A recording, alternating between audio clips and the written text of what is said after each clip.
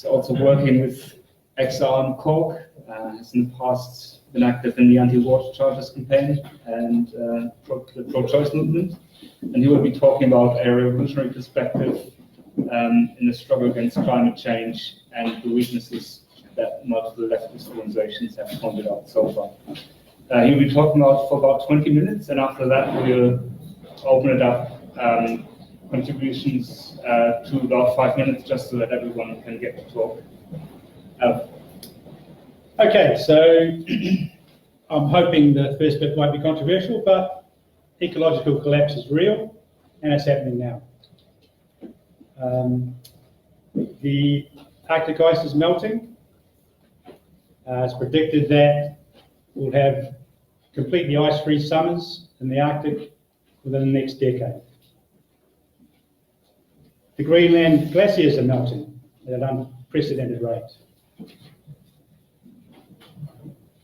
The permafrost is thawing across Alaska and Siberia, raising the spectre of a release of methane, a very dangerous greenhouse gas. The oceans are heating. That's what happens with global warming. The oceans heat first. There are also increasing dead zones where there's virtually no oxygen. There's a very big one off the coast of Mexico. There are algae blooms. You can see them from satellites, huge areas, as big as some European countries, of just green shit covering the surface. Particularly problematic for plankton, the basis of life in the oceans. And so that's why this recent report has predicted that by 2050, there will be no fish in the ocean.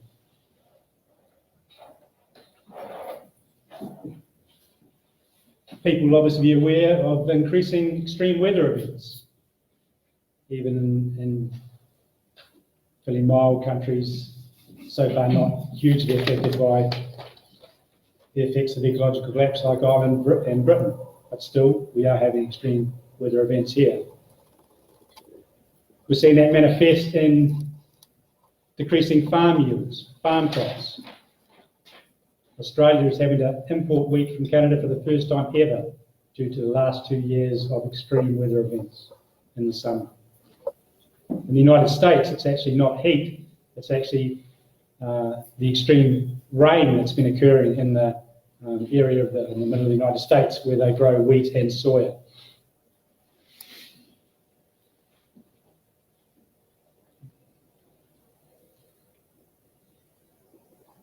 Deforestation is a major problem.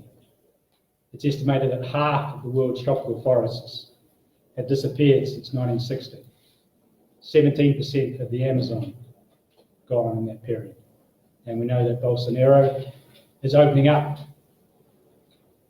the Amazon to increased use, shall we say, both for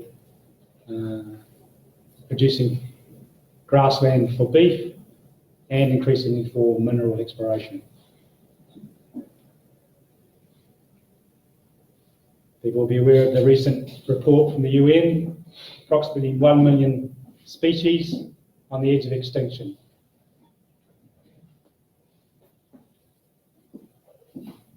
And the associated report that 50% of all wildlife animals have been lost since 1970, in the last 40 years. A massive change in biodiversity. And probably the one that, well, people of my age would be aware of is flying insects. I remember as a child in New Zealand, if you drove any distance, your windscreen would be covered in insects. It's not the case anymore, they're just gone. And of course the big one, global warming, climate change. This year was in May, the highest ever recorded parts per million of CO2 in the atmosphere, 415 parts per million was recorded. I haven't seen an updated one, but probably it's higher because the yearly increase now is about 3 parts per million. It's been 4 million years, according to paleontologists and geologists, since there was 415 parts per million in the atmosphere. The last time that was the situation, the average global temperature was 4 degrees higher than the marks we take of the mid-1800s pre-industrial.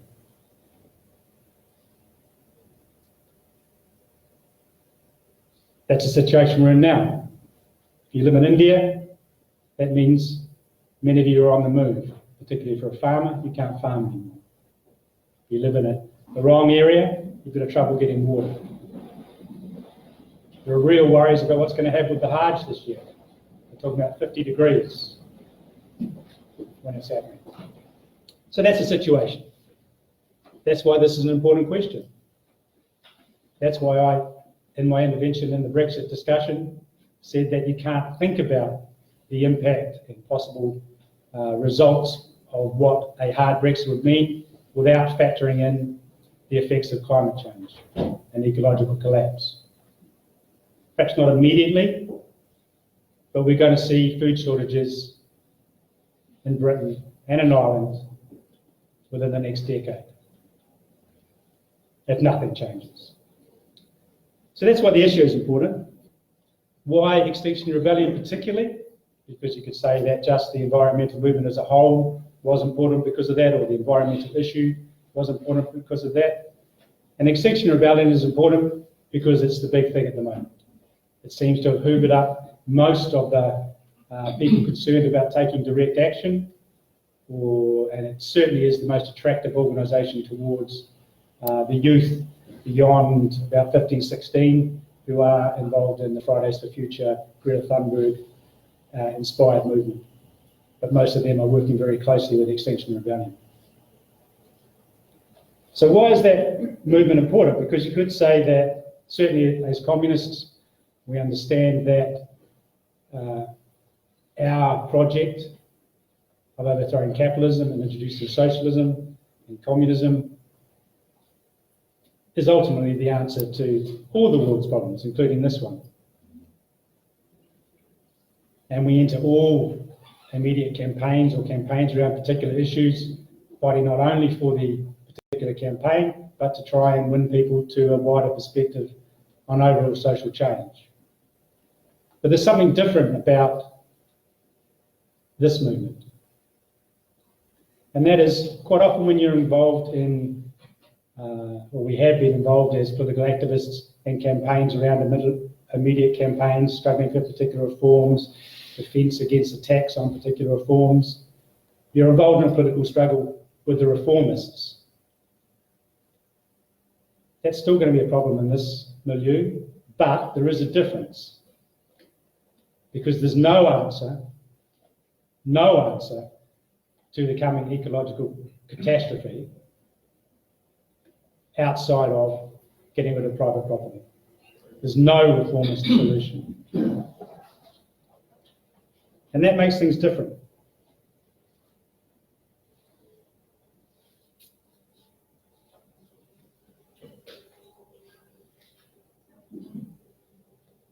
And that provides a different potential. Because in this milieu, it is quite hard to work. There are significant problems with Extinction Rebellion as an organisation. Obviously, a significant one is it's not class-based. There's a very strong tendency, certainly from the initiators and all the people who are in positions of, well, there are no leaders and there are no hierarchies, but the non-leaders at the top of the non-hierarchy express that. Individualism and pacifism. There are a couple of disputes around 2 of the 10 principles. Anyone can join Extinction Rebellion and be part of Extinction Rebellion as long as you agree with these 10 principles. They're quite vague and woolly, but there are 2 particularly important ones.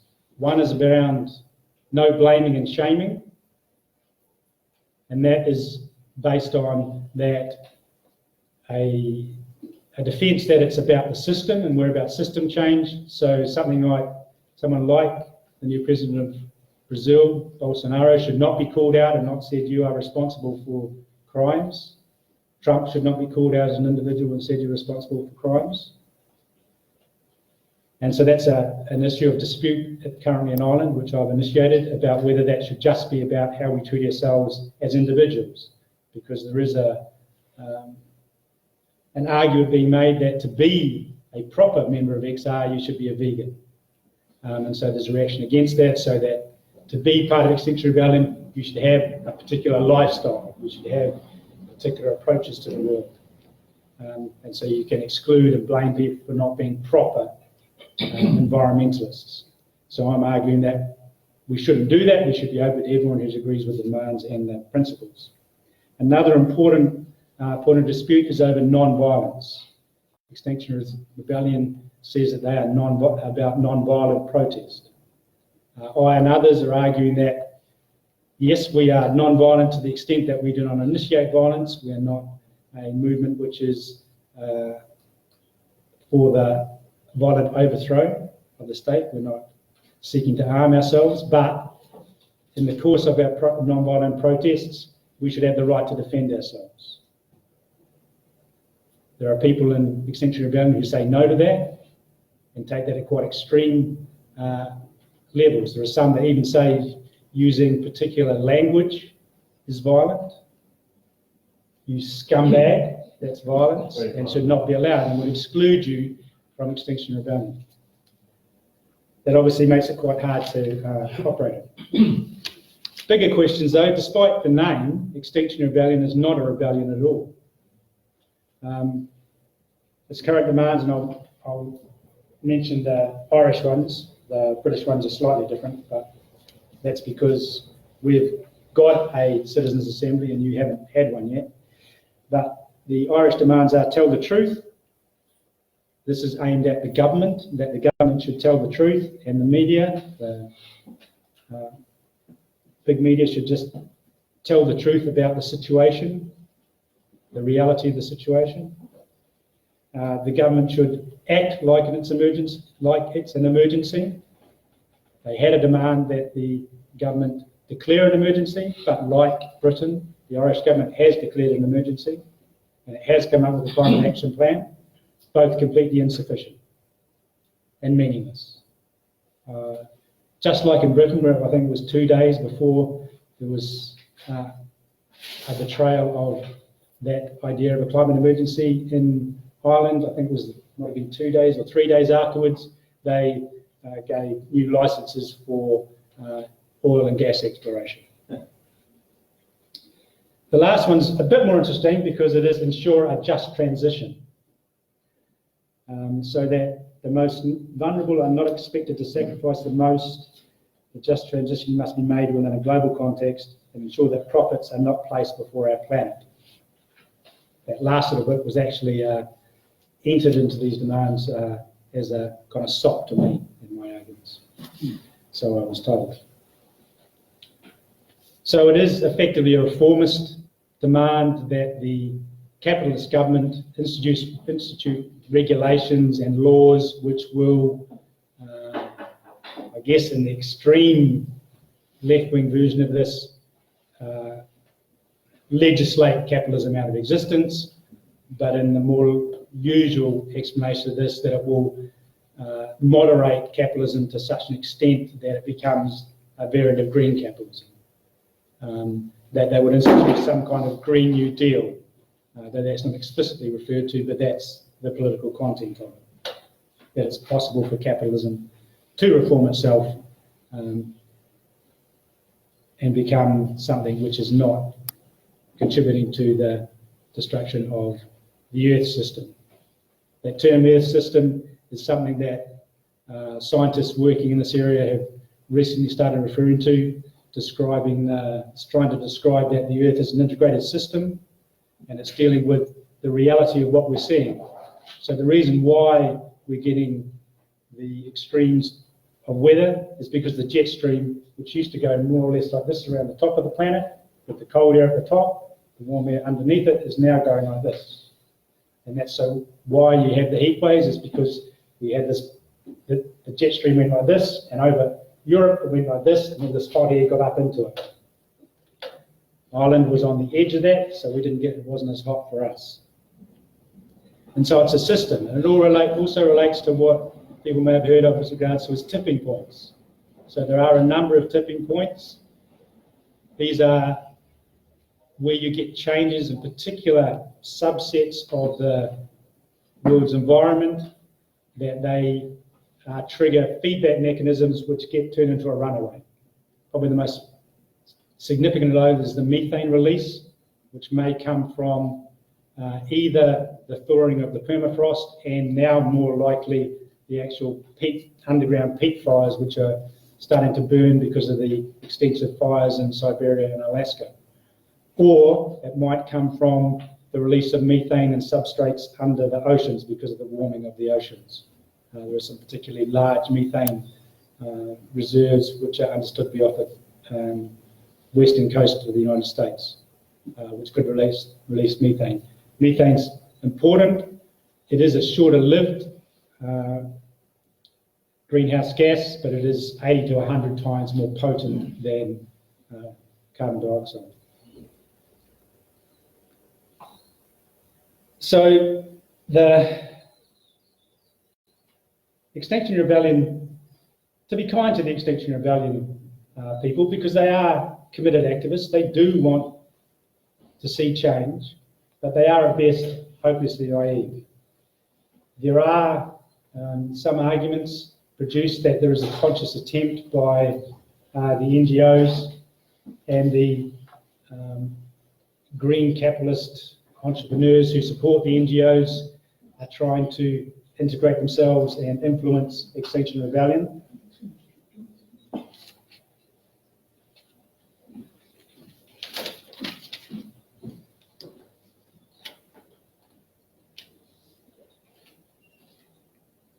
As would be expected with this kind of organisation, there is also as I referred to the non-hierarchies and the non-leaders, they have the idea that there will be this consensus decision-making, what Justin had talked about, you get the funny hand gestures, and there is an individualist organisational structure where you just join whatever organisational subcomponent you want to. I have argued in Ireland for a delegate structure based on what will need to be a national organisation, and that has been rejected out of hand because that's seen as a threat to their individual right to be involved in campaigns and not have to actually represent anybody.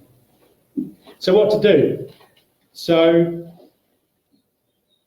you could, as socialists, we could just intervene from the outside. We could attend demonstrations, and there's going to be plenty of those. It's September the 20th. There's going to be the next week of rebellion in the first week from October the 7th, second week of October. There is increasing activity as Extinction Rebellion gets bigger and bigger. They claim 100,000 members, supporters in Britain. So you could just intervene in that, like the left intervenes in things. Or you could participate and attempt to engage in the organisation and build an anti-capitalist alternative. That's what I and the Bolshevik Tendency had decided to try and do. I don't know if this is an unusual thing for the rest of the groups in the organisation, but what the Bolshevik Tendency is going to do is something that we have criticised in the past when we've seen this kind of thing in other campaigns. But it's related to the special nature of this particular crisis and movement. And that is where, and it's manifest so far in myself in Ireland, because I have some advantage because Ireland is new and it's in the process of formation. It's more fluid than what you face in Britain, where it would be harder to engage in it where the structures are much more set up. But I'm trying to create what is essentially a United Front for Socialism, which may mean something to the Trotskyists in the room, may not mean much to the rest of you. So trying to create a campaign which does not have a revolutionary program, so a sub-campaign inside the wider campaign. Trying to create a tendency does not have a full revolutionary program, but this clearly puts itself forward as anti-capitalist and is based on two key elements. One, that it is necessary to avert this ecological collapse from developing into something that is catastrophic for human existence, throwing us back into some horrific barbarism and potentially even posing the extinction of human beings as a species. That it will require bringing the processes of production, distribution, exchange out of public ownership, out of private ownership, out of private hands, and into some democratic control. And linked to that, the question of the nature of that democratic control, that it should be a form of direct participatory democracy, what we would understand as workers' councils, neighbourhood committees, something like that. The term that I have used, in a couple of minutes, the term I'm using is climate action committees, but that's just an initial term. I'm working with some people in Cork and we'll be launching a tendency around this.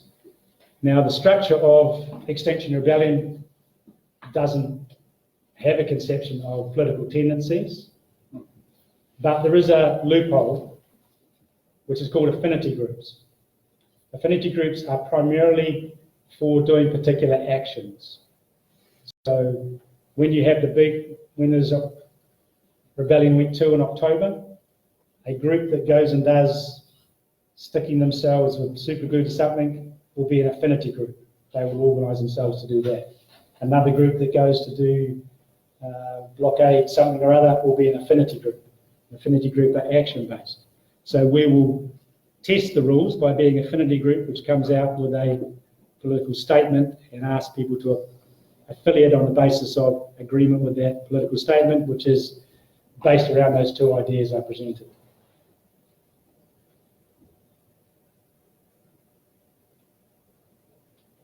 So it's obviously based around trying to build working class self-organisation. That isn't to exclude those on the left who would put an emphasis on parliamentary participation and standing in elections and so on in that mode, as opposed to trying to build workers' councils. But there is agreement from the people initiating this that our emphasis would be on building what would be proto-workers' council type organisations. But it is obviously not a full program, and as was pointed out to me in my intervention when John spoke the other night, I'd left out something important in that, which is the Building Revolutionary Party, and obviously a program around that. And so this is where it is an unusual conception, because I am projecting that within that tendency, that unusual affinity group inside Extinction Rebellion, there would still be political struggle. My initial partners in Cork are anarchists of platformist variety, so not that far politically away.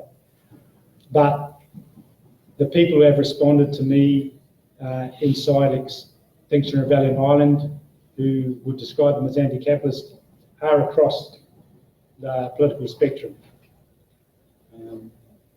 So there will be political struggle, and it will be necessary within that to forge a revolutionary party, as I understand that construct, around the revolutionary program, around what I understand by that, and there will be political struggle within that tendency.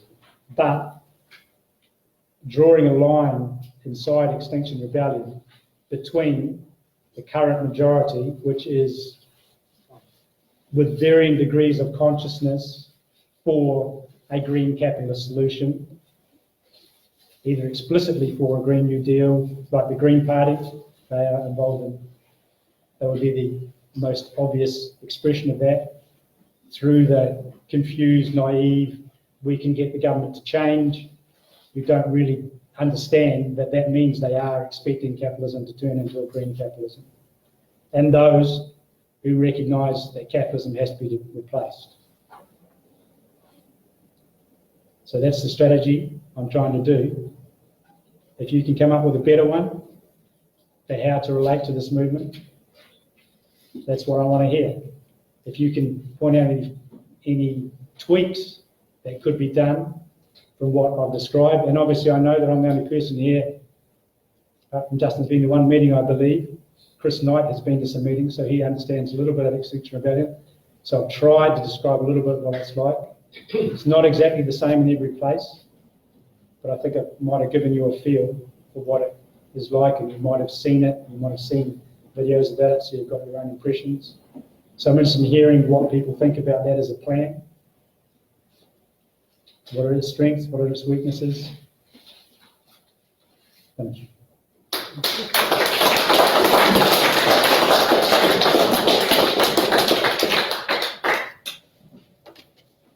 Okay, opening it up for contributions, questions, etc., and followed by Joe. Okay, so I had far more limited experience, mostly from Alan telling me what's been going on with Extinction Rebellion, and also like a little bit of my own research. In my view, the problem is profound, but I think that Extinction Rebellion is a very superficial response to the profound problem of 21st century capitalism and the existential crisis that's facing humanity as a result of it. And part of it is, I think, is this. So it's like there's a training program that you should go on if you want to go and do a speech to a meeting with Extinction Rebellion. And that training program basically is combined of, is made up of, facts and figures about the situation, how bad it is, and it is aimed at promoting an emotional response in an audience.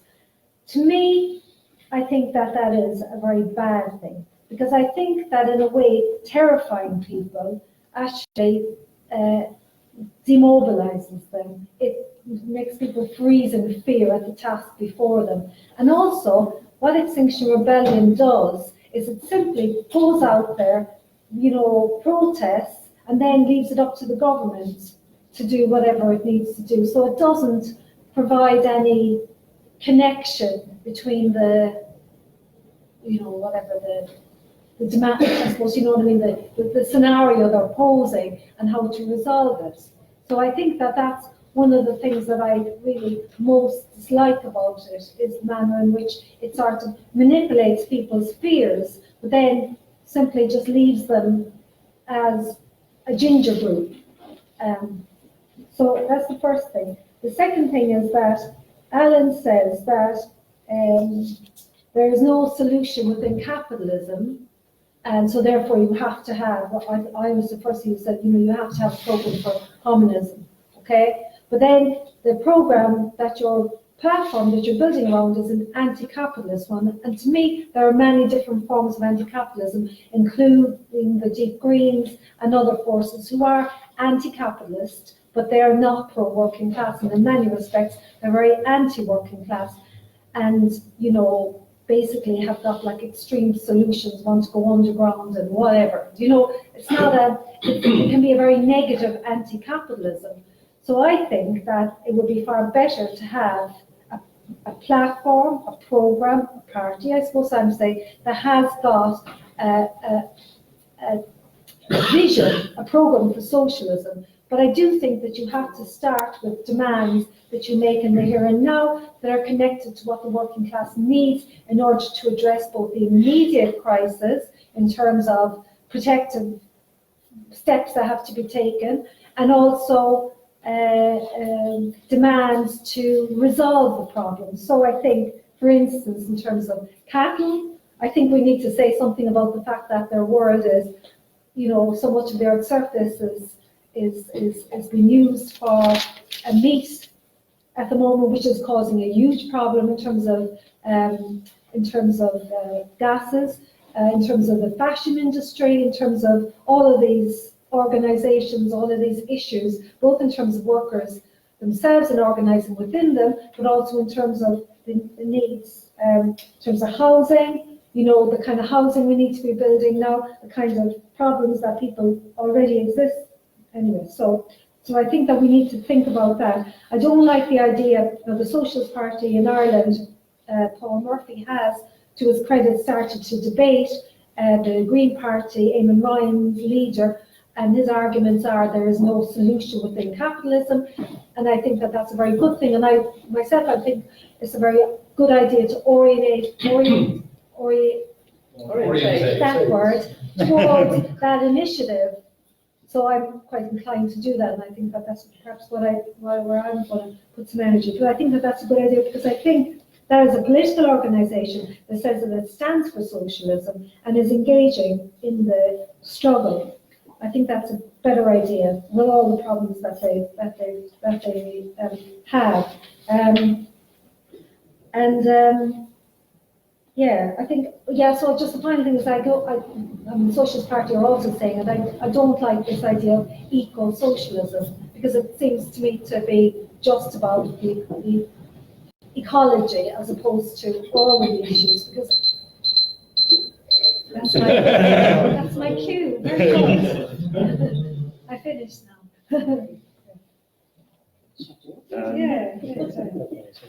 You said you always come back to Australia. Okay. Oh, okay. That makes sense. Okay, Toby's next. Okay. I suppose I would try myself as you go through. But I haven't been involved. Okay, so I haven't personally been involved in either Extinction Rebellion or Fridays for Future. I mean, I'm aware that they have been quite big movements in, England, I was certainly in London over the last year. I'm aware of that, but I think it's positive in general. But I think it did contribute, electorally to the Green Party vote in the Euro elections, which wasn't just that some people on the left of the Labour Party were Remainers voted Green because of their view of Corbyn's attitude on Brexit, but it was also those Fridays for Futures and Fridays for Future and XR. But the only person who's turned up at the July meeting of my CLP who was plugging XR was somebody I'd never seen at a Labour Party meeting before, and he was not particularly left. I mean, it was sort of like apolitical cross-class stuff. Yeah, I mean, his heart was in the right place, okay, but I didn't really feel that this, it wasn't very attractive. I mean, he may not, in any sense, have been representative of the, he wasn't particularly young. He was, in the conventional newspaper sense, middle class. I can't remember what the hell he actually did, he was trying to involve us as a CLP a bit with XR, but I mean, I haven't gone, there are some meetings in some pub in West London that they have, I think, weekly. You see, the problem in terms of their direct action stuff, it seemed to me, was that they sought actively to be arrested, which may be attractive to people with this kind of, middle class background, but for working class youth, and particularly for black and Asian youth, getting yourself a criminal record is not something that's particularly attractive.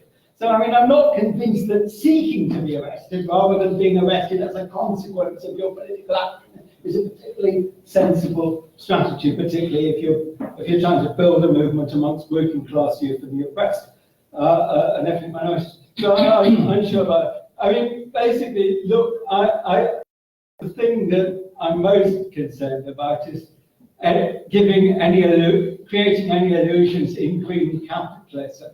Because look, I'm not saying my partner is as left as I am, but she did translate for Resistance Books a book by Daniel Tambura, which is, I think I put his name right, which had something like, it had been capitalism somewhere in the title, I think, why it was impossible, something like that, looking at the news, in which he gives, a good empirical reason on the basis of various particular things why it's utterly impossible. But it is utterly impossible. I'm aware that SWP, as far as I could gauge from attending a little bit of this year's Marxism, which I haven't been to Marxism for some years, but when the meetings involved Ian Angus and others, right? They were clearly people from SWP who were going into XR. Whether they were going in openly as revolutionary socialists, I don't know really. But they were going into XR trying to influence it. Okay, look, I mean, I'm officially resident in Italy, not here, and I'm 60 3 years old. I mean, I may not be the ideal person to go in and do this sort of stuff, but I'm just not sure whether it is what we should be doing. Okay, it's a very good question about that.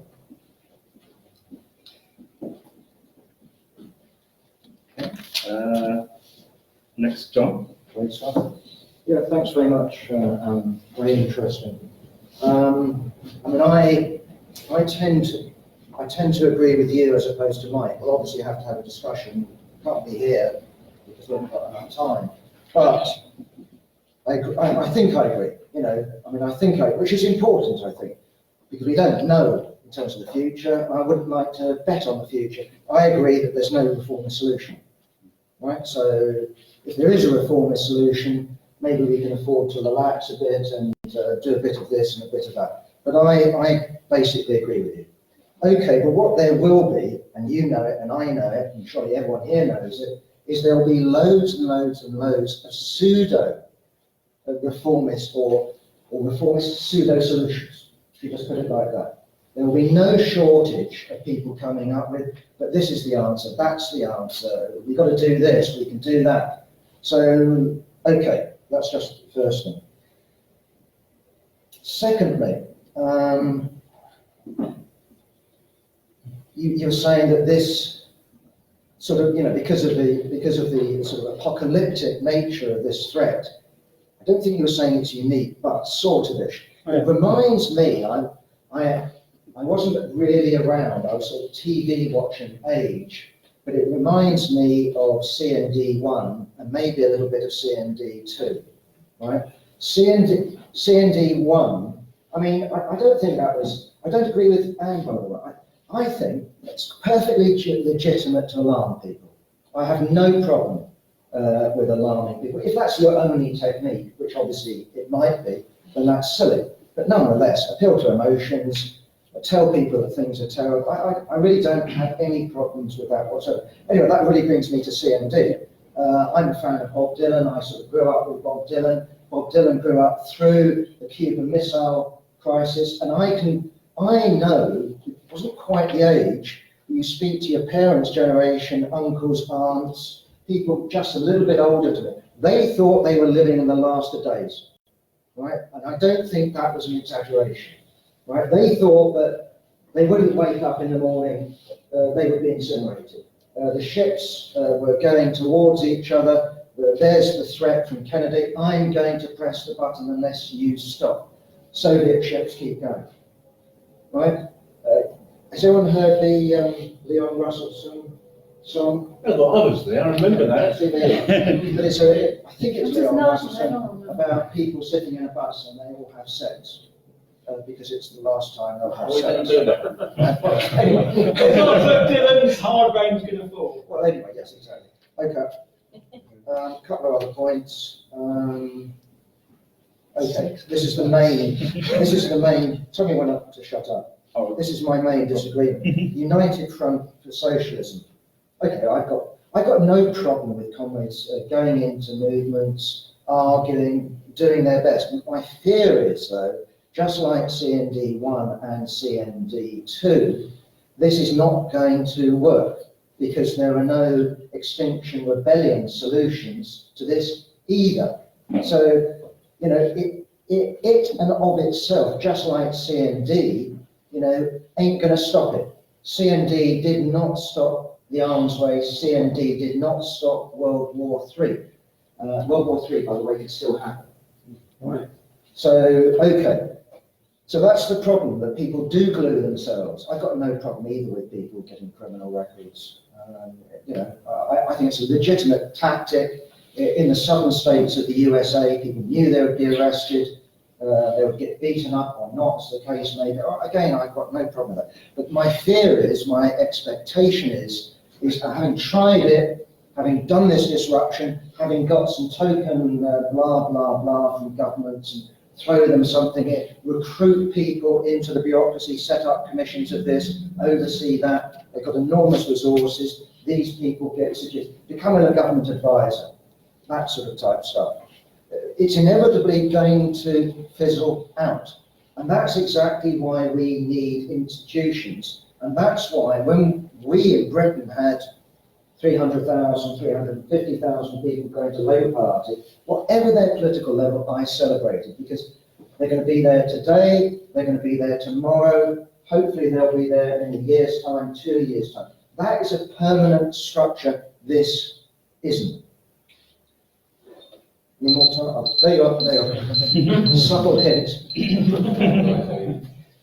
Okay, Jerry next, and I'll bring it quickly back to Al to then go to the next round of people. All right. Well, I think Alan is doing the right thing.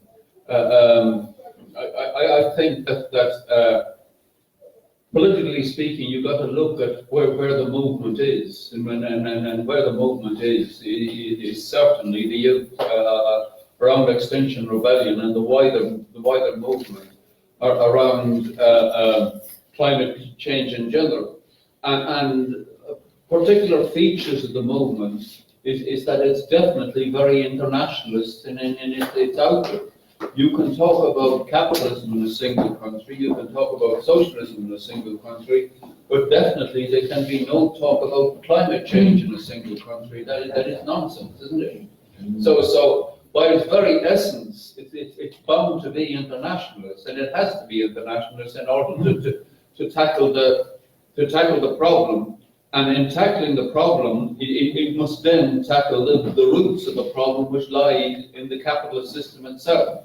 So objectively posed, whether they're consciousness or not, are those questions.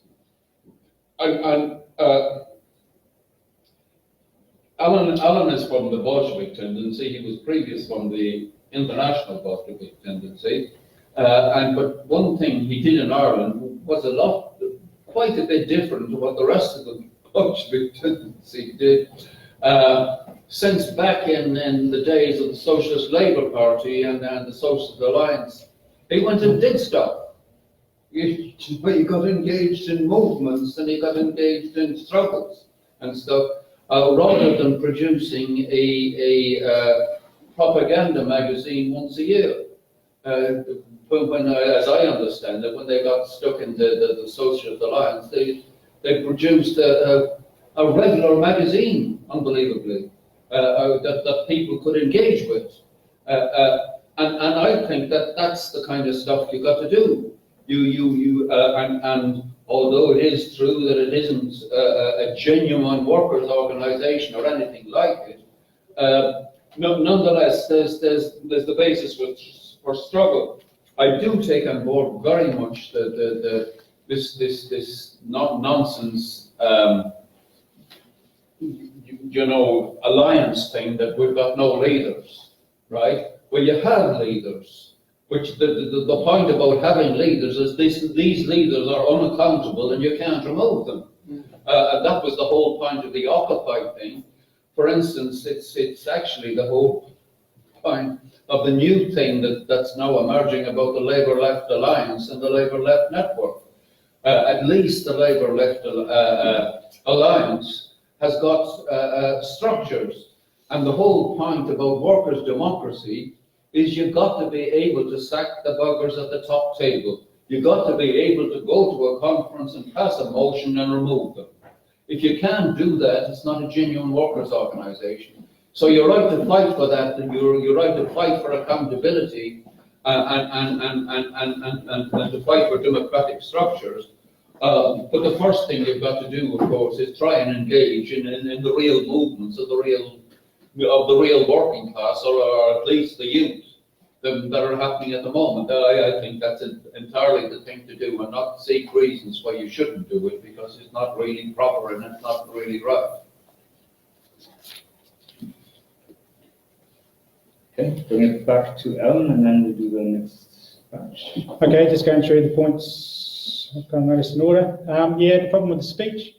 So they've got this speech which you have to do training to do.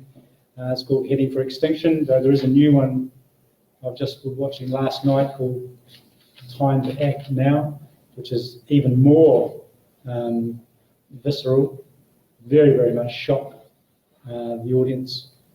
And I wasn't sure how it was going to work, but we had a meeting in Cork. We've had one of these in Cork and we had about 120 people, and 65 of them signed up to be informed about events. So it seemed to have worked. One thing they did there was that usually there'd been discussion afterwards, but they, for reasons best known to themselves, decided there'd be no discussion in the group afterwards, which I think was a mistake, and they just had little discussions outside, but still it recruited people. So it did work. Certainly it's better to have a party, and you can get a leaflet from an organisation which wants to be part of that called the Bolshevik Tendency, outlining the Bolshevik Tendency's wider understanding, or at least an initial attempt for that at the back. I've given that out at the end of John's session, but if anyone hasn't got it, it's on the table at the back. Certainly you need to have a party. Yes, you need to have demands in the here and now, and that pamphlet does list some demands. The launch of the anti-capitalist group in Cork includes some demands, some of the ones in there and some other ones. So yes, and particularly has a section about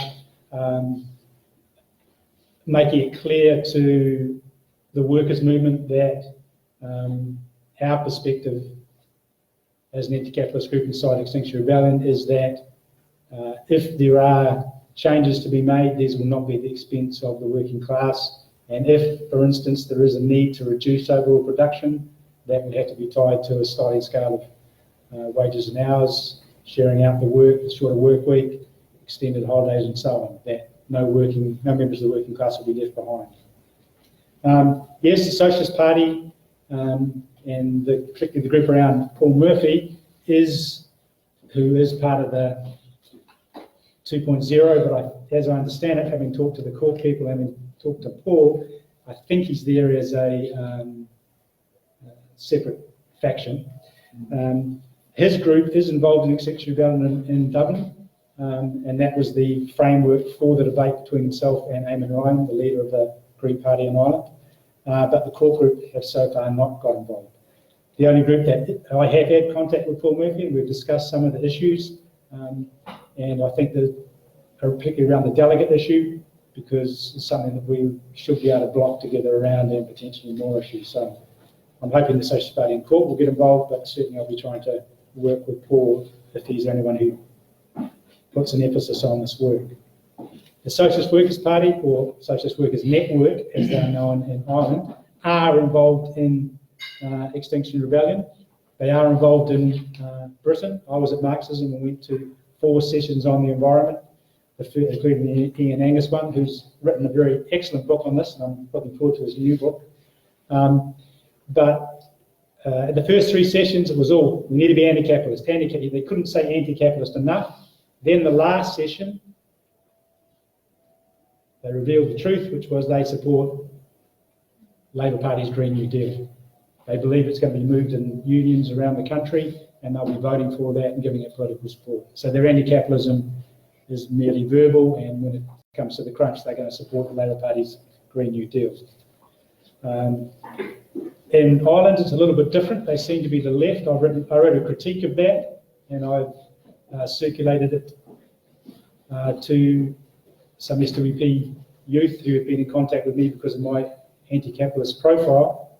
And while they wouldn't say that they agreed with my critique, they did say that they were different from the SWP Ireland, and I'm having a proper discussion with some of these youth. They're not sure what to do. What they're doing in Cork is a combination of their usual complete adaptation, taking on all the most fluffy bits of it, while at the same time having provoked a political debate with the Green Party over when a Green Party councillor had made statements which made it seem like the Green Party line was the Extinction Rebellion line. Probably got a chance to. I've got just a couple more things. Yeah, let me go. Being arrested, I think this would be a dividing line between Extinction Rebellion as a whole, which sees getting arrested as an important element of its tactics. Our subgroup doesn't think that's important.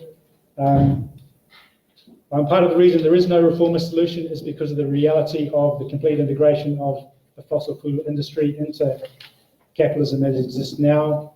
They predominate the big companies on the international stage. If you see lists, fossil fuel companies are an important component, and plastics production, which is a fossil fuel byproduct, is everywhere, and that's going to have to change.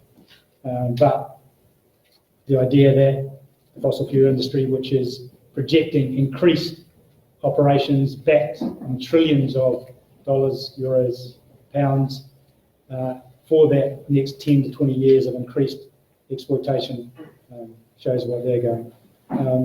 C&D, I don't think the analogy holds up. The difference being that C&D was about a potential danger. They believed it was a likely danger. We are facing an absolute 100% guaranteed catastrophe. The only difference is how long. Is it 10 years before it's too late? Is it 20 years before social collapse starts happening, before there are 100 million people, hundreds of millions of people on the move from the equatorial belt, where it will become impossible to live because it is too hot, with all the social chaos, wars, and so on that will result? Will it be 10 years or 20 years before there is famines which affect not just the third world, but affect countries like Britain and Ireland? Unclear. Okay, who wants me to finish? Got a young comrade behind. Yeah, you. And then. I am from the Netherlands, so a short introduction about the Dutch situation, because we in the Netherlands we don't really have Extinction Rebellion. However, we started with Youth for Climate, which was a movement inspired by Greta Thunberg, I think she's called, yeah. Where secondary school students decided to strike for the climate.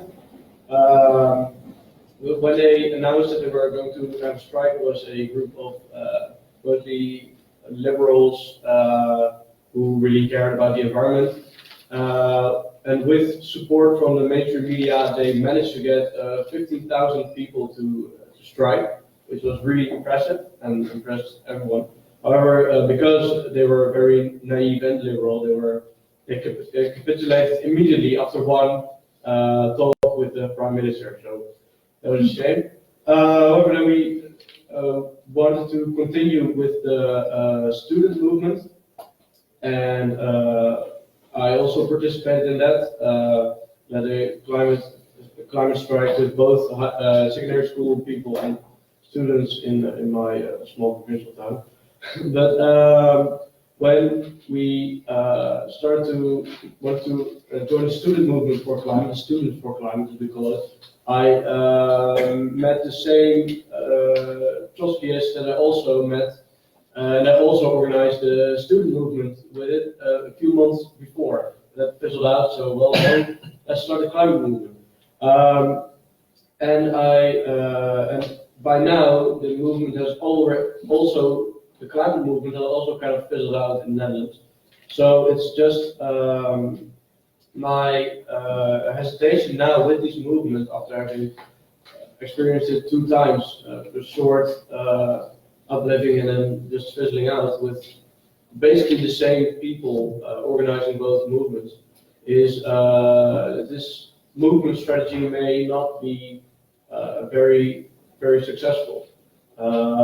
That's my first point. The second point is that what you say about people shouting anti-capitalist slogans but not actually following through sounds very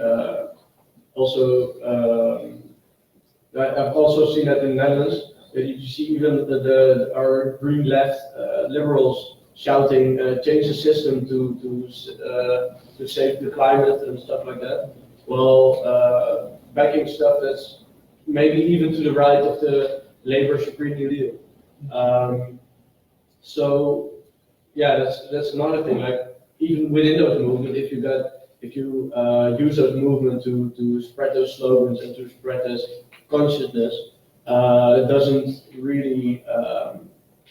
It feels like it doesn't really do anything to actually raise consciousness and actually get those people who join in those marches to get them to join, like the broader left, the broader communist left.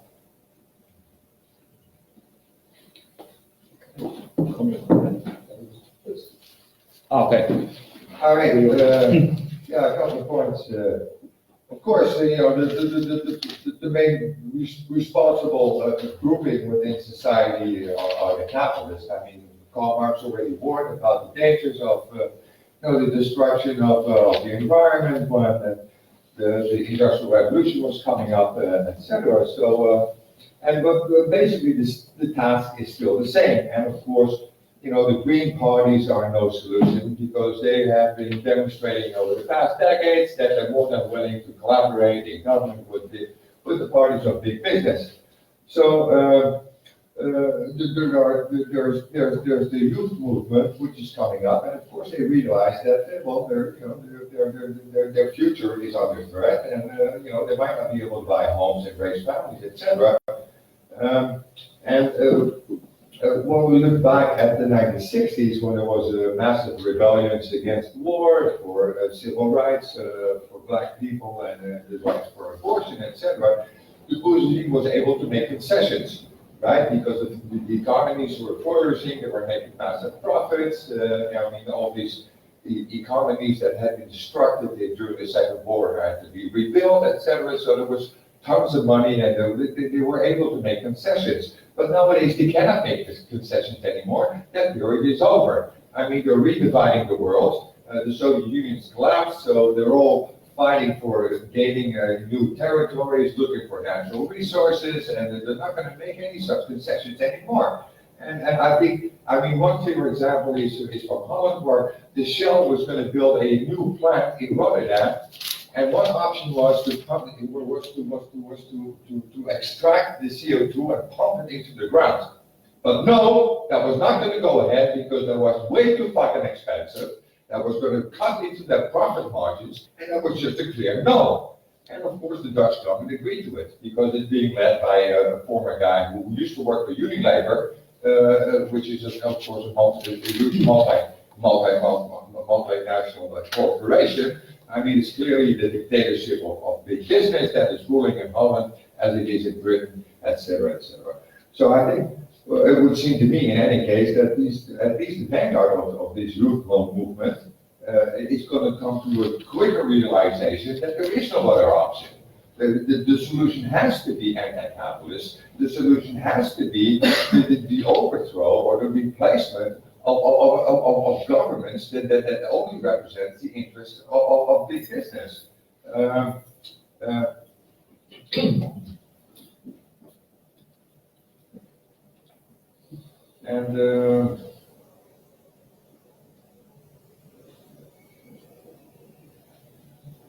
So the tasks are bad, basically, and that's one thing that I found lacking in Alan's presentation, because of course on one side we have this more or less youth movement, of course, with some will be watching with them as well, being of the older generation. But on the other hand, there's also the trade union movement, and I think that of course as Trotskyists particularly, or Leninists, our intent is in the fight with capital, is in that combat situation, is to introduce the transitional program into the trade union movement.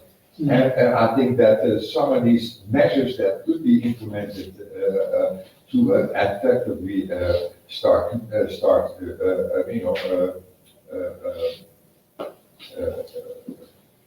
measures that could effectively reduce the amount of CO2, be it pumping it into the ground or filtering it from the air, possible, should be introduced as additional measures into the additional to the transitional program, and I mean, I'm sure that thousands and thousands of trade union members across the globe are worried about the future of their kids, and are more than willing to introduce measures into their political strike actions, or be they economic or political, that will address these issues. Right, first of all, I endorse your plan, actually. I've been thinking about how to engage with XR for a while, and that sounds like a good plan to me. It's certainly worth trying.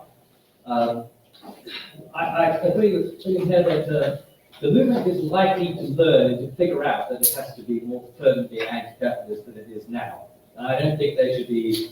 I think there's too much cynicism about their lack of political clarity right now. They will learn in the process. The struggle is, of course, the class, the school of the class.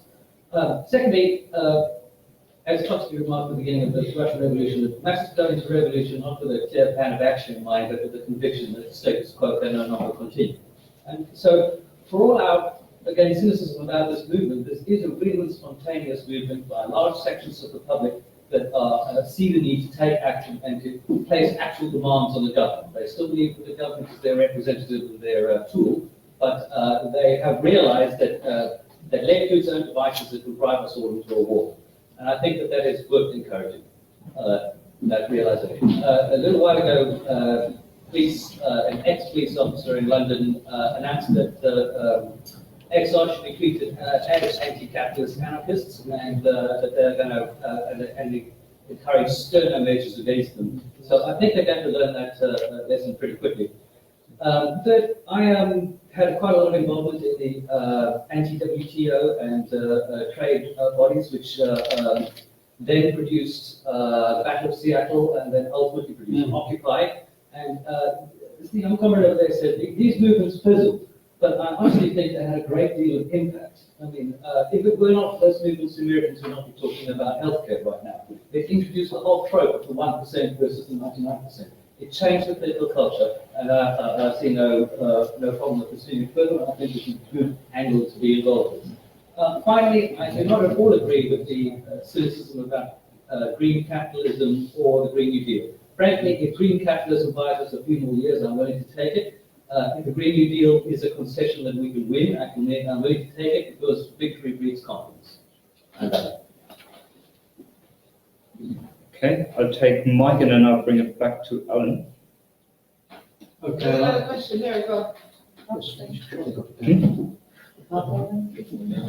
No, but there are other people before you, so we got, for transparency's sake, we got Mike next, then we got the comrade over here, then we have Emil over there, Rory, myself, and Roxy.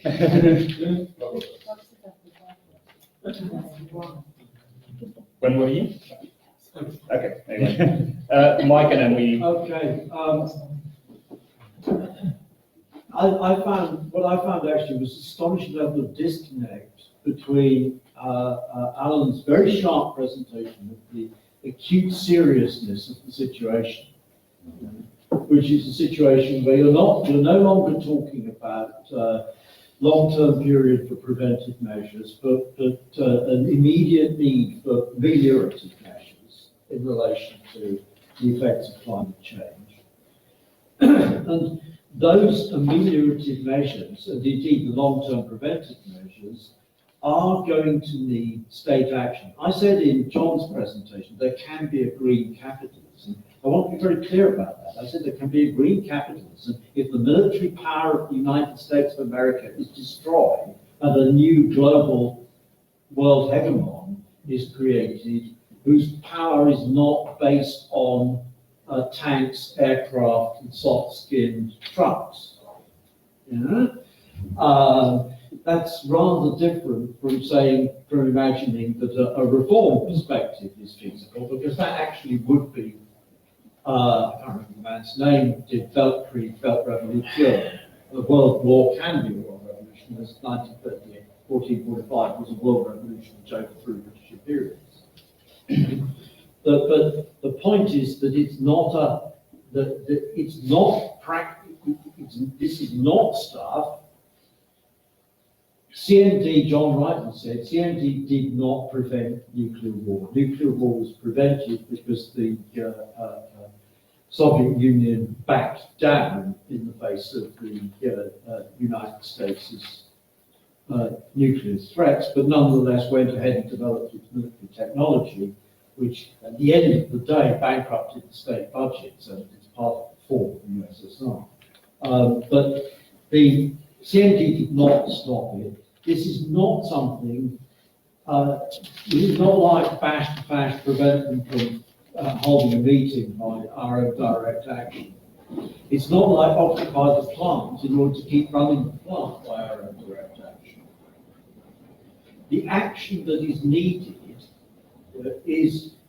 needs to be global, it's true, but it can be done, but steps can be taken within states by states, particularly in relation to the ameliorative actions in terms of, say, for example,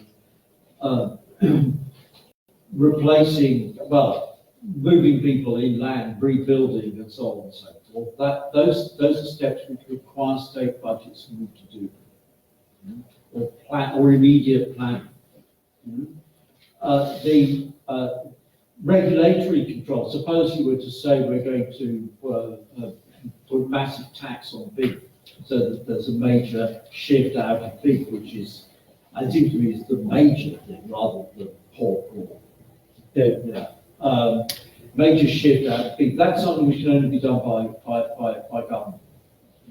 So then the question is, what sort of, this is a demonstrative protest movement, which is trying to do Gandhian non-violence and get people arrested in order to get headlines. Pretty much, yeah. Works once, works for a few weeks, and then it fizzles, as was the case with Occupy, as was the case with etc., etc., etc. It doesn't turn into what might turn into a long-term movement is mobbing TDs. Vote for the beef tax, or I'm just using beef tax as an example, it's not actually by any means the best example. Vote for public transport, free public transport, or you get hunted from place to place. Everywhere you go, there will be a mob chasing you, and there will be people standing for election against you if you aren't prepared to commit. And it's that political choice which potentially leads to the question of political power. It's a mistake.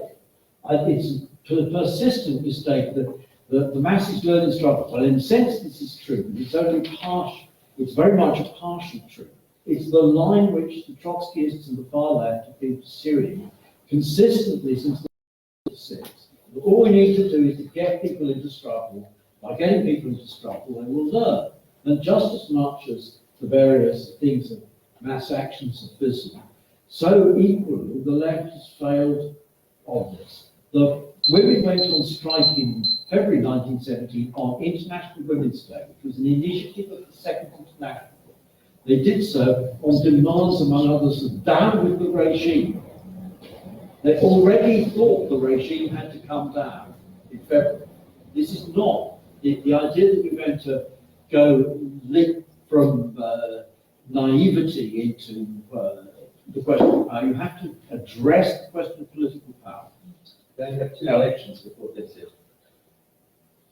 Alan? Okay, going back.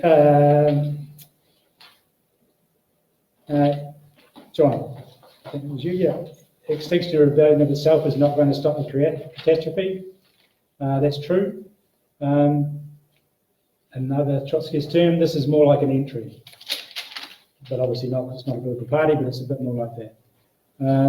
The question of fizzling out, yeah, it's possible that XR will fizzle out as a thing. It's quite possible. The contradiction between its position on getting the government to do things when the governments are showing no evidence that they'll do that. The elites in the government is the phrase they use. There's no evidence they're doing that. All the evidence is that as business as usual. 1992, Rio. How many conferences is there? You can get, there's a website, listen, was about fucking 20 or 30 of them, not just the big ones. They have conferences all the time. They make declarations, nothing changes. But there is a question of timescale. Because the XR may fizzle out, but if I built been part of building something, then we'll be part of whatever comes next, because something else will come next. Because within the next decade, the beginnings of social collapse will be obvious. And so, okay, I'm operating in a very difficult milieu. This is a very difficult milieu. It may not be a milieu which leads to anything, but it is the thing that is there now. So I'm going to try and engage in this. I'm having an amazing response to being explicitly anti-capitalist, giving out the BT leaflet, which I have not even in the household charges campaign, which was a mass campaign. We had 100,000 people in Dublin on the biggest demonstration. In Cove, we had 10% of the adult population actively involved in defeating the water charges, the water meter installations. But there was not the same reception to the ideas of anti-capitalism. And yes, that's vague, and yes, that's unclear, but it opens up opportunities. I think you're wrong, Weibo, and the other comrade at the back there, to say that there is something necessarily about the development of consciousness. It's not that there will be development of this consciousness, but the reality of the situation and being forced into struggle around a perspective which is going to fail because the government isn't going to meet their demands. And part of the reason I'm having such a positive response is because it's very easy to point that out. They declared a climate emergency. They declared a climate action plan, and it means nothing.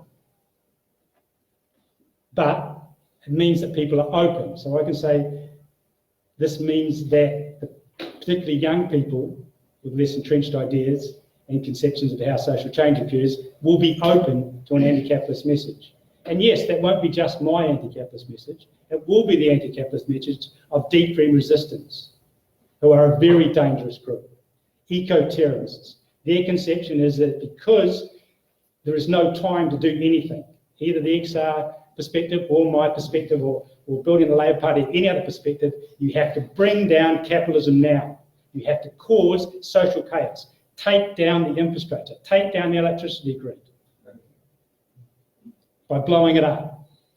Destroy the production of rubber there's apparently a fungus which will destroy the rubber tree plants, and there'll be no more rubber. So there'll be no more tyres. Apparently. You can make it out of petrol. Well, I've seen this argued. Their idea is to take out the infrastructure, eco-terrorism. I'm quite worried that will become an important avenue for people involved in XR who've bought into the individualism. It's all about myself as an individual, what I do. And if you see the strategy of convincing the government through your individual action isn't working, the idea that eco-terrorism can bring it to a collapse. And yes, that's going to cause horror. There will be horror. And maybe hundreds of millions of people will die. Maybe a couple of billion will die in that transition period, but it will avoid extinction. And that is their message. I want to be part of trying to build something which presents an alternative to the failed politics of XR as it currently exists, and whatever may come after XR, which has similar politics, but is not deep green resistance madness.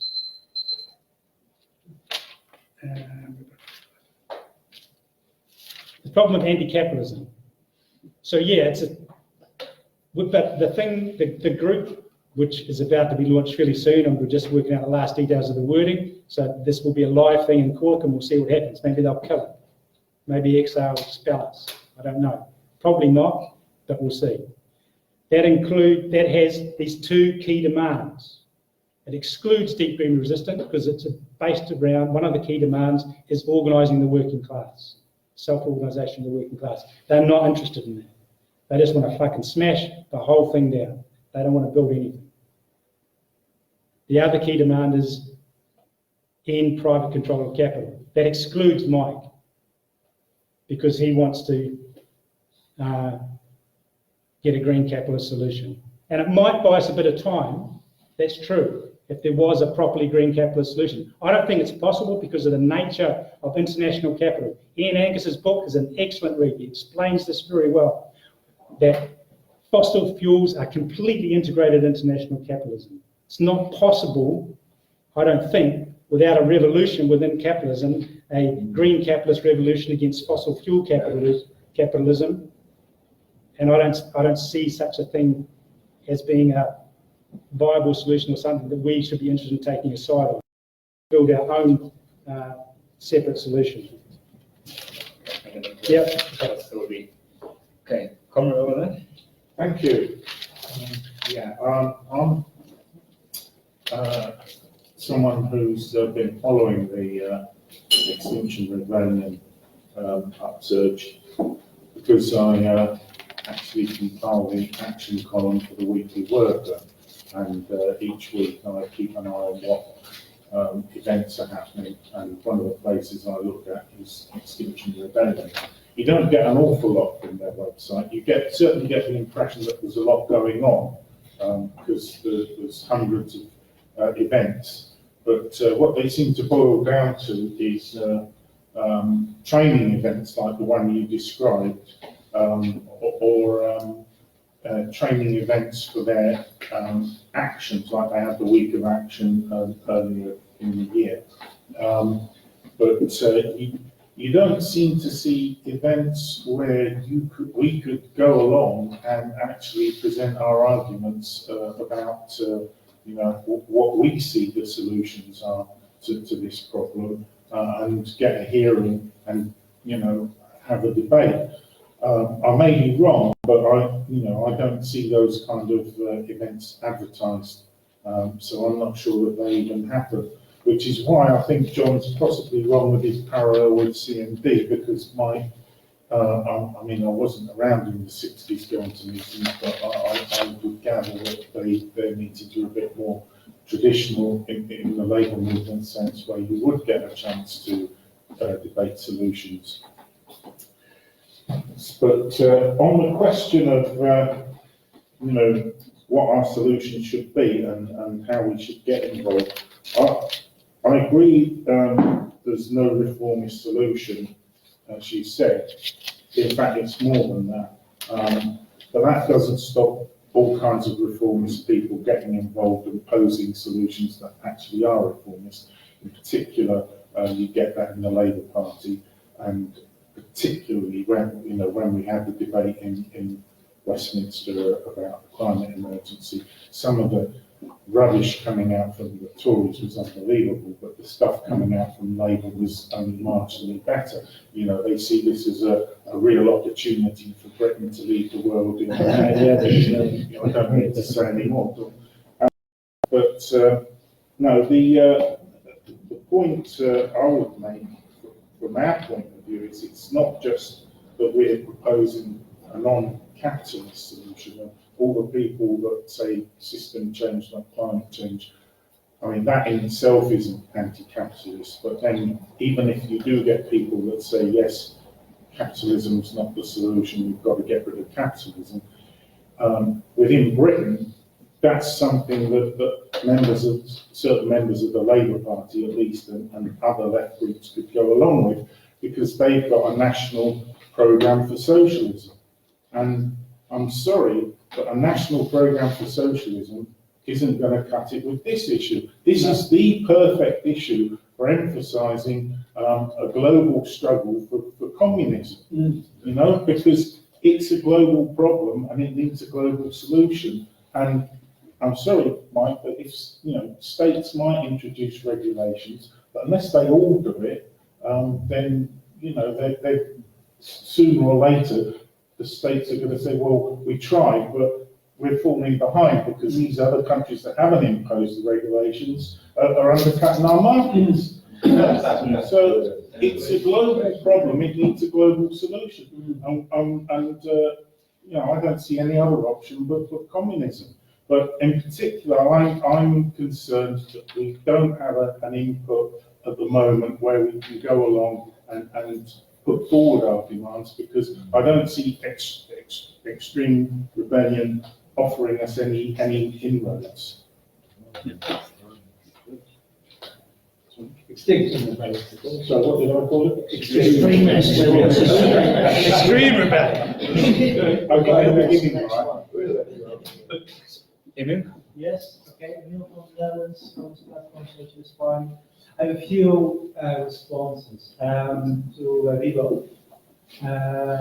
You've been mentioning this technical solution of capturing the carbon and putting it into the ground. A solution has existed for millions of years, they're called trees, and if you want to cut down trees and put them under the ground, sure, why not?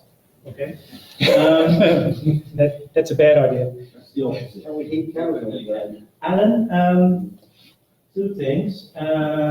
First, you were saying that Extinction Rebellion and CND were paying for nuclear zone,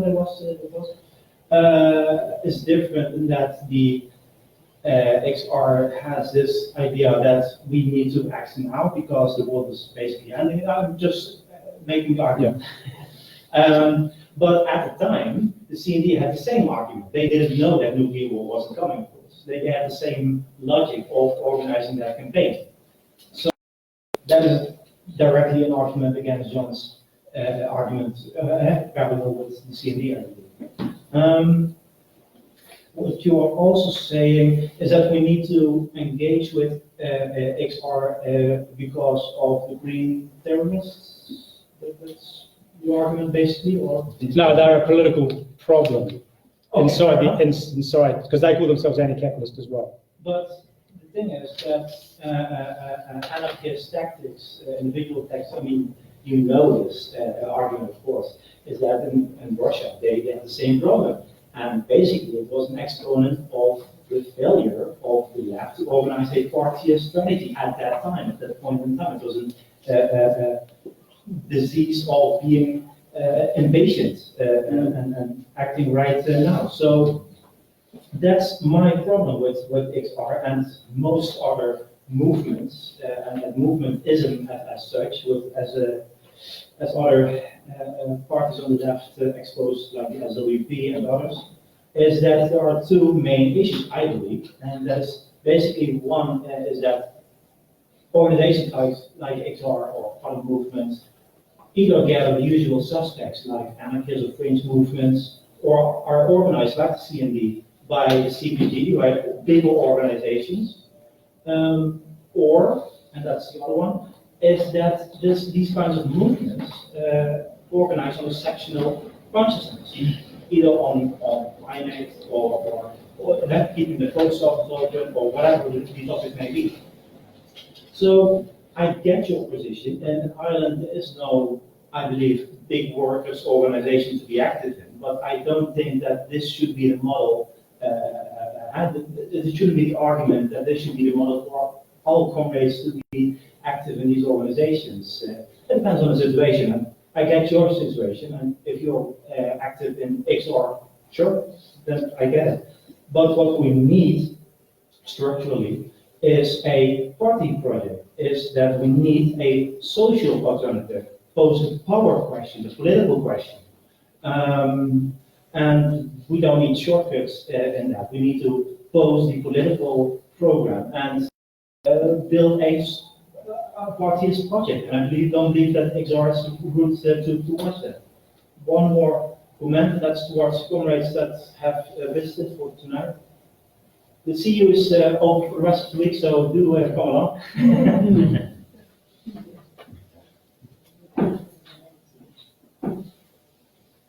Okay.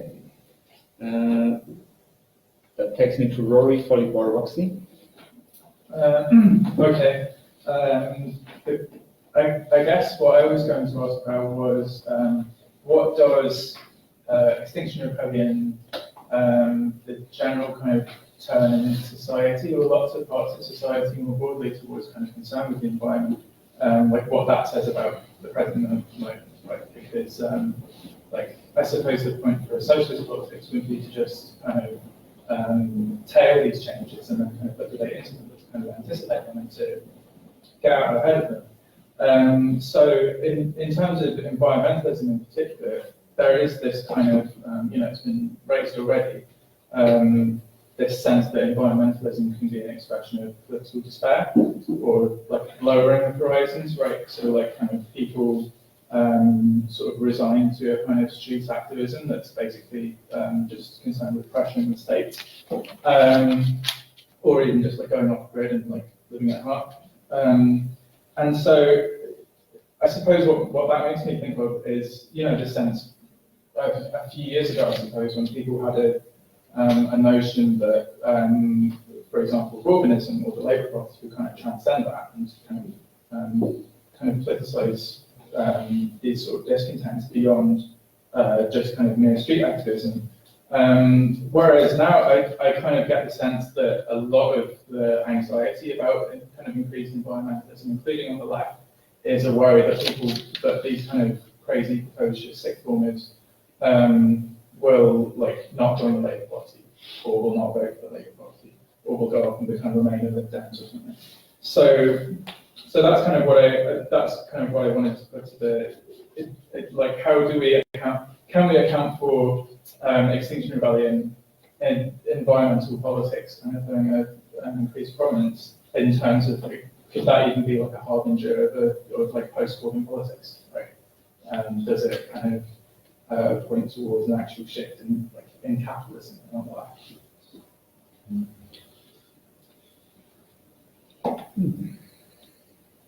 Roxy? I might start with Rory's question. Actually, hi, I'm Roxanne. I'm a member of the Bolshevik Tendency as well, based in London. I think that it will become an area of struggle just because we'll have no choice.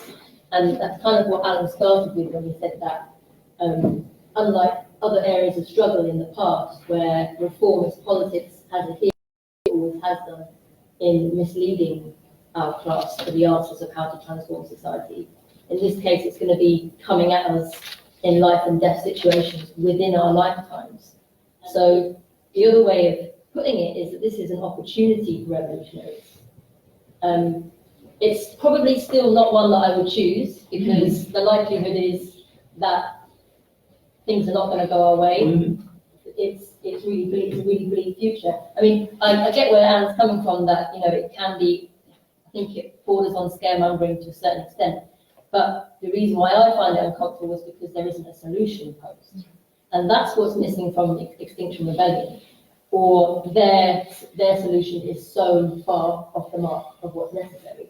And so, as revolutionaries, we continue to argue for what we always have done, which is the Revolutionary Party, which is for world revolution. It's just that this has now become a more urgent area of work that we think should be a priority. So what Alan is doing in Ireland is what we've always done to a certain extent, although the United Front for Socialism kind of formation is not something we would typically go for because it's a very tricky way of working, but there are no easy answers. We're trying it out. It's a tactical decision. XR as a formation probably won't continue, but as always, we do the groundwork as well. So it's a kind of a form of entryism, as Alan said. Likelihood as well is that if we have any success at all, it will be kind of recruiting to some kind of transitional organisation, whereby people are agreeing on a whole number of solutions, maybe not up to completely including the Revolutionary Party, but the building of the Revolutionary Party as well is not mutually exclusive with this. That has to happen as well. And so, apart from anything else, we're hoping to meet people who see that revolutionary necessity through this work.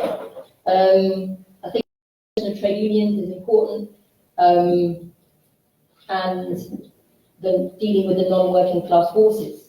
But really, you get a cross-section of society in this work like you do everywhere else. The individualism is a real problem. I mean, it's, you didn't just get resistance to the ideas of the delegate structure and against the Green New Deal in XR. We got it at Marxism, at all of the SWP meetings. It was really quite shocking, actually, how right-wing even people who call themselves revolutionaries are. They were so afraid to just say what was necessary in a room with basically just themselves. And the only other thing I would add to the Green New Deal thing is that it isn't just a thing about, like all forms of reformism, it isn't just about, oh, should we buy ourselves some time or have a couple of reforms? What are we also doing to people's consciousness in the meantime when we are saying this could be sufficient? You are pushing illusions. And in this case, the danger and the urgency is so extreme compared to all the other projects that we're involved in, is that we're literally looking at extinction within our lifetime, our children's lifetime, so we have to be telling the truth in an even more urgent way. Okay, recognizing myself and then back to Owen. Yeah, I think the point that we all made about the transitional program and the need for trade unions within this kind of movement is actually fairly critical. And there are examples, I think in South Africa, NUMSA, for example, has tried to engage in linking, and they're a miners union, so they've tried to draw up a rough idea, which I don't think is the final solution to the whole problem of how to resolve the potential contradictions between workers working in industries that are massively polluting on the one hand, who try to engage in a struggle that would put them out of work, because that's a significant number of the working class, and that's why it can't be done on a country level as well. There are various countries where the whole economy is basically dependent on carbon extraction. Look at Russia, look at many of the Gulf states, look at Venezuela and so on. All of these economies cannot agree in order to survive to say, oh, we're just going to scrap all this crap. And as Alan said, fundamentally, amongst the top 10 most profitable enterprises globally, 7 are carbon extracting companies, which shows you the magnitude of the problem, that it cannot be resolved under capitalism. So I guess the tricky part about the transitional program in fighting within the unions will be one that outlines a pathway whereby workers fight towards making the bosses retrain them in other industries, for example, and ensure job guarantees or in regenerative energy sources and expand that sector. But that can only come by genuine class struggle and by the workers actually not just trying to pressurize the bosses, but doing it by class struggle linked to and up to including formulating revolutionary demands. And that does necessarily require ultimately the revolutionary party. Engagement with movements, and I think that's a false dichotomy that Emil pointed out. It's not either the movement or the party. I think parties, in order to actually become something that can meaningfully use that term, have to engage with mass movements where they emerge, as long as they're sort of broadly supportable, and have to try to win people's perspectives to a revolutionary one. And that's not something that happens overnight, or by just down and selling your paper or intervening once or twice. It will take patient explaining, as then famously used the term, to win people over long term.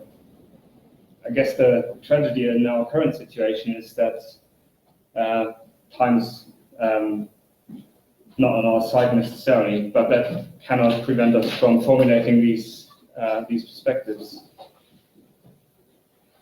Pass back on to Alan. Okay, so I'll go back to the questions which I never got a chance to catch up on.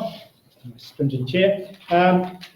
Yeah, I'm not opposed to putting pressure on TEs. I'm not opposed to taking actions which are around specific reforms. But you have to be very careful about projecting that as the main line of strategy, because that's just, and there are increasing numbers of scientists coming out and saying this, that's just moving deck chairs around on the Titanic. We have to turn the fucking engine off. And that's at the level of production. And that is, it's not just a mad communist like me saying that. There are increasing scientists who are saying this. Read the Ian Angus book. He refused to summon them by name. The book's called Facing the Anthropocene. It's from 2016. Vernon, yes, there is a problem in that other than the big events, and so September the 20th, that's a big event. It's not called what XR, but they'll be involved in it. Rebellion Week 2, October the 7th, starting for at least a week, possibly going on longer. That will be a big event. probably quite hard to intervene in, but you probably can sell rid of that. But there are a whole lot of other stuff. There's a whole lot of other stuff happening. This weekend, there was something happening in Blackheath. I saw the poster for it when I was walking around. The way that they organise, you have to be in it, because they organise like the smaller actions, and even these can be, in our terms, quite big, something groups our size would think were bigger than us and that we go along to engage in. They're organised through affinity groups and through the structure which has got in London now has got a whole bunch of local groups. It's very hard to engage with XR apart from the massive big events like Rebellion Week 2 or the student strike / Earth strike, which is happening on the 20th of September, other than being involved. And that is a problem for the traditional left approach for dealing with this.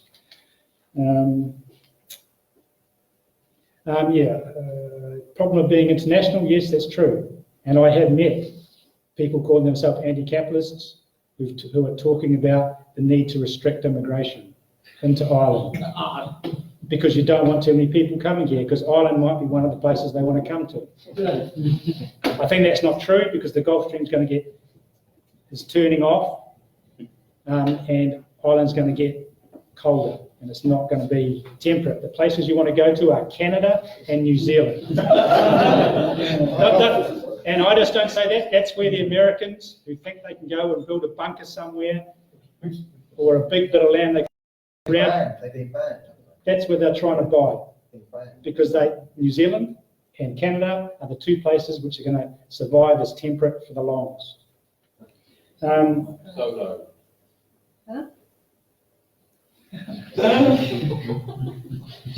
it's a real problem. But there are all kinds of political problems with this project. I'm not saying that this is an easy road. Emil, the XRC&D thing. Yeah, it's true that the individuals involved in CRC&D, most of them thought the end is nigh. But the difference with this is that you don't have all the scientists saying the end is nigh. You have people saying, yeah, if they start fucking throwing nuclear bombs at each other, the end will be nigh. But if they don't do that, and we continue business as usual without throwing the nuclear bombs, then it doesn't. The end is not nigh. If we continue as business as usual, capitalism, humanity as we understand it, civilization as we understand it, is gone. There's a horrific barbarism coming within at the most 20 to 30 years. It might be even closer than that. I try not to think that it's closer than that, but there's a lot of serious scientific research saying it is that fucking close. Oh, yeah. Dangers of anarchist-like deviations, there's all kinds of dangers in this. Certainly that's one, because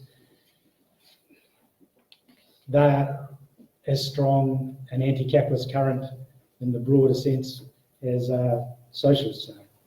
But what do? So you say work in the big parties. Okay, and if you've got a implantation in a big party and you can take a section of that, the particular use section of that, into the environmental movement, or even if you can have enough weight to turn your section, the use section of that party, into the environmental movement, which has a clearer party's position, well, do it then. I'm not saying that that's a bad tactic. I think that you're pushing shit uphill inside a reformist party when you're a tiny minority in an organisation which has that reformism even more entrenched than it is inside XR. But you can try that. Rory. Yeah, what does this mean in wider terms? It means in wider terms that the truth of catastrophic ecological collapse is becoming more widely accepted by the general population. That's why XR exists and why it has exploded. Why Rebellion Week 2 is not just going to happen in London, it's going to happen in all the major cities in Britain. It's only going to happen in Dublin because we're weaker there. But in Britain, they're going to close down all the big cities, well, less the centre of them anyway. It's going to be a big thing. Harbingers of a post-Corbyn politics? I hope so. I hope that a revolutionary tendency is built and this destroys the cancer of labour right reformism in the British workers' movement. I hope that does. But I want to ask Platypus, I believe you're from Platypus, are you finally going to do something? Or are you just going to wait and hope that the left destroys itself? Or eats itself? Or whatever it is you'll think? That we make ourselves completely irrelevant? It's too fucking late and you're dead like the rest of us. You've got to choose some strategy. You can't, Platypus has to choose. Your strategy of not doing any activity, which I understand from a couple of years ago when I talked to your comrades who were here, is your basic approach. We do activity. There's a practice review, we host panels, we host like... You present ideas. What are you going to do about organising the working class to fight against this coming catastrophe? If Platypus sees their role as being the ideological leadership of that, then I would want to see it expressed in that this is what you had your main political positions around, and you were trying to engage people to encourage them to act. If you see that you're not able to act, and your role is to encourage other people to act, well, do that. Encourage them to act. Come out for a program for what they should do. Should they join deep green resistance? Should they be anti-capitalist? Should they support the Green New Deal? What should they do? This isn't a time for talking. The time for talking is over. The time, good correction, the time for just talking is over.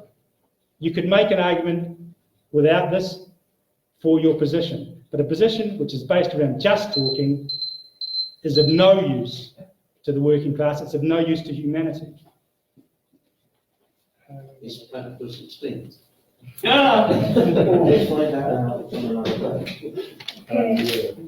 Okay, so I've got one last thing. So, working class orientation, it's a big problem. So people, I hope, know about September the 20th. You probably know about it because it's the youth students' strike. However, that's not all it is. Because there was an initiative taken by activists in and around the IWW calling for an earth strike. They called for this beginning of the year or maybe the end of last year. It was going to be on the 27th. But because the students have gazumped them and called the 20th, they've called for the 20th. So technically, this is a call for an international general strike. Now, obviously, that's not going to happen because of the weakness of the labour movement. And the anti-trade union. What day are you talking about? September the 20th. It's a call for an international student strike, and it's also called by this IWW initiated group for a grown-up strike of the working class. They're calling for an international general strike. Obviously, that's not going to happen, but it's important. There is within Extinction Rebellion Ireland a group which is trying to maximise that. The Socialist Party, I talked to them about it, their perspective is trying to get a couple of the big plants where they've got some influence to take some kind of action rather than trying to call everybody out. I think that's an interesting tactic. There has been a report, and I haven't actually passed this on to you yet because I haven't had a computer to put it on Slack, that in this discussion channel within XR Ireland, that a union in Germany has come out calling on its members to participate. I'm going to pass that on to my German comrades so they can find out if that's real or to what extent it's real. That is something that the anti-capitalist group that I'm hoping will get launched very shortly. I'm on holiday here, there's another on holiday, we're close to agreeing the wording, will come out that will be a major component of our immediate activity, is trying to build the workers' contingent on September the 20th. I would call on anybody here with any influence to try and get involved in that if you can. Now, the Earth Strike is less real because there are less people involved. It's happening inside Extinction Rebellion with a minority. We think that's important. Obviously, those people are going to be people are going to try to orientate to because they might have an anti-capitalist perspective as well. and they might be able to block, even if they are still reformist, they might block around encouraging working class activity. That could become an important component of this perspective coming out of September the 20th. I think September the 20th will be quite important because of that, if there are any signs anywhere on the planet of organised working class being involved. Because we won't get a general strike this time, but this ain't the last one of these calls. Which is not to say that everything's right up in the general strike, but general strikes or any strikes are important things. Finish.